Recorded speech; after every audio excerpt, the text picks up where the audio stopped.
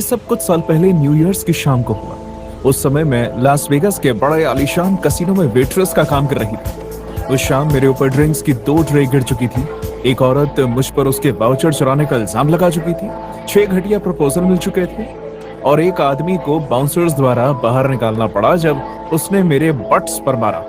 मैं इन सब से थक चुकी थी। मैं मरी हुई हालत में लॉकर रूम तक पहुंची। मैंने खुद को मना लिया था कि मैं घर पर एक शांत शाम गुजारने वाली हूं।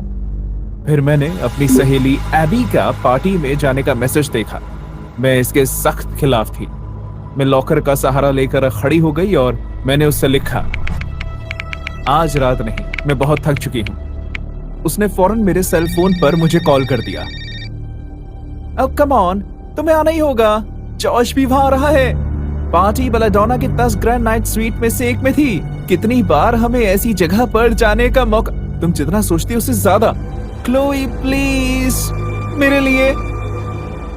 हाँ ठीक है, मुझे तैयार होने दो, मैं बस अपनी शिफ्ट खत्म करके आई हूँ। मैंने फोन रख दिया और फिर मैंने देखा कि मेरे लॉकर के आगे रखे बेंच पर एक काले रंग का गुलाब पड़ा था। पहले तो मुझे लगा कि वो किसी और लड़की के लिए होगा, लेकिन फिर मैंने उसके तने से लगे नोट पर पढ़ा तो उस पर मेरा नाम लिखा हुआ था। मैंने उस नोट को खोला, उस पर पढ़ा, आज रात मिलते हैं, लव एक्स। हाँ ओके। मैं जल्दी से तैयार हुई और मैंने आखिर में सोचा कि मैं उस गुलाब को अपने साथ ले जाऊंगी। हर दूसरी रात को मुझे दर्जनों भर बाहर जाने के लिए पूछा जाता है। मुझे लगता है कि इसकी वजह वो छोटी यूनिफॉर्म है जो मैनेजमेंट हमें जबरदस्ती पहनाती है। लेकिन ये पहली बार था कि कोई मेरे लिए गुलाब रख कर गया था, चाहे वो काला ही क्यों ना हो। मुझे वो खास लगा।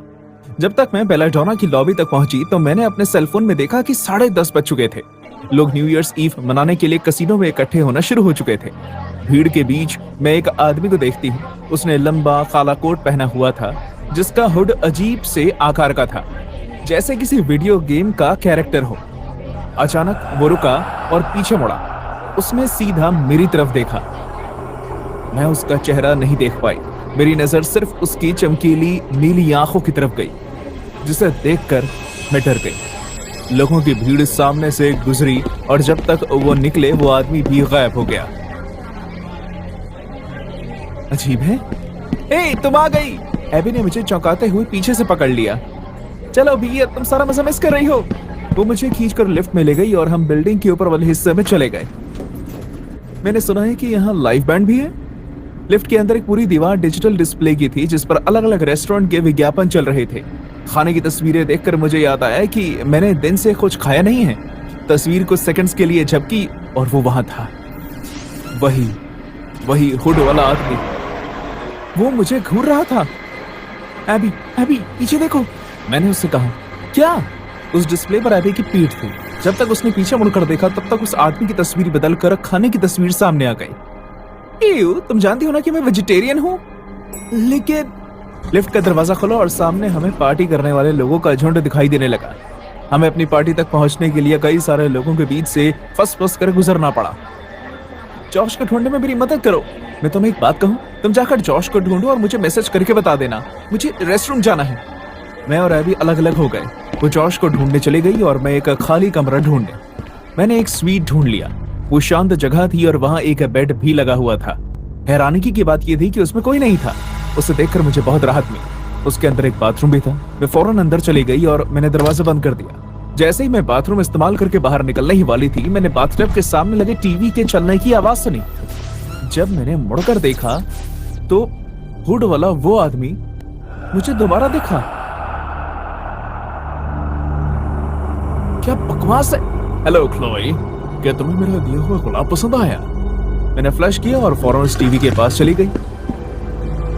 तो तुम हो मिस्टर एक्स। किस तरह का घटिया मजाक करने की कोशिश कर रहे हो तुम? जॉश, क्या तुम हो? तुम्हारा मतलब है ये? टीवी पर तस्वीर बदल गई और मुझे मोबाइल फोन की एक तस्वीर दिखाई गई जिसमें जॉश और एबी पार्टी में खड़े बातें कर रहे थे। मुझे मालूम पड़ा है कि तुम्हें ये लड़का पसंद है। बताओ मुझे क्लोई, इसमें आखिर ऐसा क्या है जो मुझ में नहीं है? सबसे बड़ी बात, ऐसा चेहरा। अब ये सब बंद करो। तुम सच में मुझे डरा रहे हो। बाथरूम से बाहर निकलकर मैं बेडरूम में आ गई। मेरे पैरों में बहुत दर्द हो रहा था, इसलिए रात भर नाचने से पहले मुझे उन्हें आराम देना बहुत जरूरी था।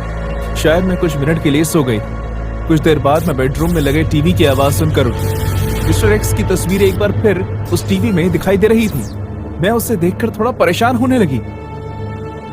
कम ऑन, अब बस भी करो, बहुत हुआ ये डरावना शो। उसने स्क्रीन पर मुझे कुछ दिखाया। पहले तो मैं समझ नहीं पाई कि वो क्या था। फिर मैंने देखा कि उसने अपने सुनहरे बालों के नीचे जॉर्ज का चेहरा लगाया हुआ था। अब जब मेरे पास भी उसके जैसा चेहरा है तो तुम्हें मैं कैसा लग रहा हूं? मेरे फेफड़ों में हवा भर गई और जोर जोर से चिल्लाने लगी। मैं कमरे से भागकर भीड़ भरी पार्टी में घुस गई। कहीं ना कहीं मैं जानती थी कि ये एक मजाक था और होना भी चाहिए। मैं भागकर बालकनी में ताजी हवा लेने चली गई। होटल के सामने मैंने एक बहुत बड़ा डिजिटल बिलबोर्ड देखा जिस पर मिस्टर एक्स की तस्वीर नजर आ रही थी। अब बस बहुत हुआ, मैं यहाँ से जा रही हूँ। मैं वापस पार्टी में गई और एबी को ढूंढने लगी। ऐसा करते हुए मेरी नजर फिर से एक डिजिटल फ्रेम पर गई जिस पर मिस्टर एक्स की तस्वीर थी।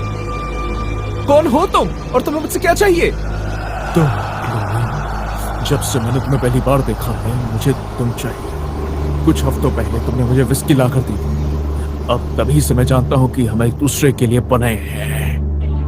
मैंने मिस्टर एक्स को नजरअंदाज कर दी और एबी को ढूंढने लगी।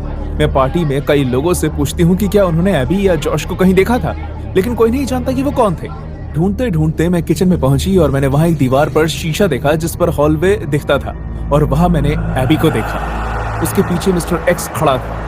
मैंने डरते हुए शीशे पर अपना हाथ मारा और उसका ध्यान आकर्षित करने की कोशिश की। फिर मैंने एक चमकती हुई चीज उसकी गर्दन के पास जाती हुई देखी। वो एक चाकू थी। मिस्टर एक्स एबी की तरफ झुका और उसने एबी का गला काट दिया। शायद इसके बाद मैं बेहोश हो गई थी। अगली सुबह अपने बेडरूम में मेरी मॉम के दरवाजे अचानक खटखटाने की आवाज से उठी। मुझे कोई अंदाजा नहीं था कि बेहोश होने के बाद मैं वहां कैसे पहुंची या फिर क्या हुआ। एक पल के लिए तो मुझे ऐसा लगा जैसे मैंने कोई सपना देखा था। मेरी मॉम ने मुझे बताया कि पुलिस दरवाजे पर खड़ी थी और वो मुझसे बात करना चाहते थे। पुलिस ने मुझे बताया कि जहां पार्टी हो रही थी उसके 6th फ्लोर नीचे उन्हें जॉश की लाश एक अलमारी में रखी हुई मिली। उसके चेहरे की त्वचा को छीन लिया गया था। एबी भी लापता थी, लेकिन वो नहीं जानते थे कि वो कहाँ थी। पुलिस को सिर्फ उसका खून हॉलवे के कारपेट पर लगा हुआ मिला था। मैंने अपना सामान पैक किया और शहर छोड़कर चली गई। उसके बाद मैं कभी वापस नहीं गई।